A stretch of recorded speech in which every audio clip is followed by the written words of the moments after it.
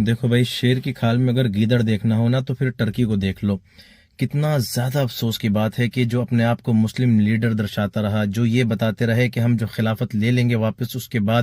پوری دنیا میں مسلمانوں کا نقشہ چینج ہو جائے گا، اس طریقے کے سپنے دکھائے اور اس طریقے کی باتیں کہیں، اور پھر اس ٹرکی کی غداری دیکھیں آپ ذرا۔ اسرائیل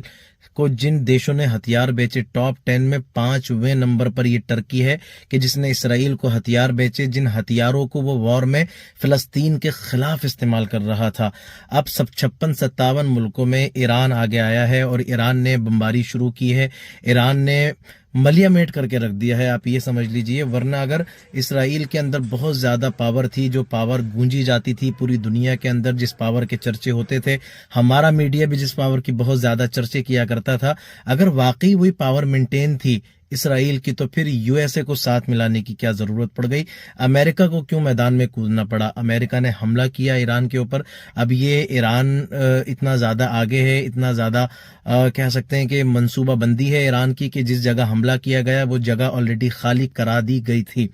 اب ایک چیز آپ یہ سمجھ لیجئے کہ آپ کے جن لوگوں کو آپ نے لیڈر سمجھا، یا جن لوگوں کو آپ نے پہناوے کی وجہ سے مسلمان سمجھا، یا بولی کی وجہ سے مسلمان سمجھا، لینگویج سے مسلمان سمجھا، اصل میں وہ اسلام کے دشمن ہیں، غدار ہیں، اور ہمارے اسلامی لباس میں چھپے ہوئے گیدڑ ہیں، بلکہ یہودیوں کے دوست ہیں، یہودیوں کے ہی بھائی ہیں، اور وہ یہودیوں کے ہی منصوبوں پہ کام کر رہے ہیں، یہودیوں کی ہی مدد کر رہے ہیں، انہی کے سازشوں کو آگے بڑھانے میں ان کے ہیلپ کر رہے ہیں۔ اب آپ دیکھ لیجئے یو اے ای کو، جس نے بھرا ہوا ہوائی جہاز ہاسپٹیلٹی سے، جس نے بھرا ہوا ہوائی جہاز سامان سے، جس نے امداد سے، کھانے پینے کی چیزوں سے، میڈیسن سے بھرا ہوا جہاز بھیجا ہے اسرائیل کو۔ اب آپ یہ اندازہ لگائیں کہ ان عرب ممالک کا کس قدر بڑا باپ ہے اسرائیل ان کی نگاہوں کے اندر، کہ فلسطین کو 2023 سے اب تک کتنی زیادہ مدد کی ضرورت ہے، کھانے میں، میڈیسن میں، ساری چیزوں میں، لیکن عرب ممالک سے ایک ڈھیلا، ایک تنکا، ایک رزق کا ذرہ